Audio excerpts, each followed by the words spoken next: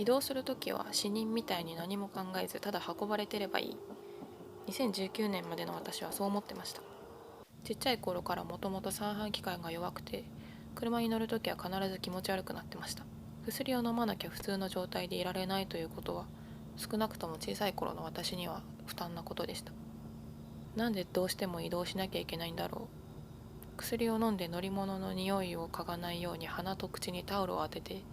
車と自分の接触面をできるだけ減らすために前にかがむような姿勢をとってまで、私は本当にそこに行かなきゃならないんだろうか。おじいちゃんとおばあちゃんのお墓参りをしなくたって、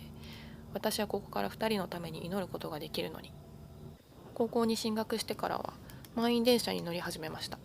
初めて痴漢をされた時の感想は、ああ、これが噂の痴漢か、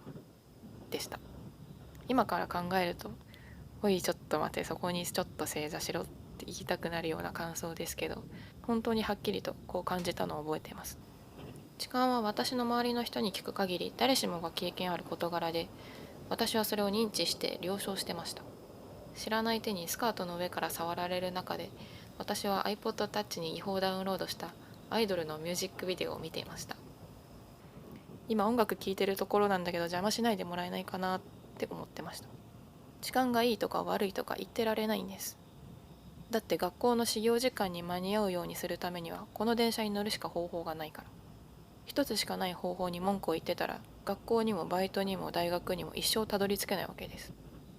自分自身も周りの人に触るしかないし、自分も周りの人に触られるしかない。そこに意図があるかないかなんて正直誤差の範囲です。だから私は頭の中を空っぽにして8年間満員電車に乗ってきました。痴漢をされた回数が何回だったかもう覚えてません。移動をするにはとにかく動きに身を任せること。無駄な抵抗をしない。無駄な悪あがきもしない。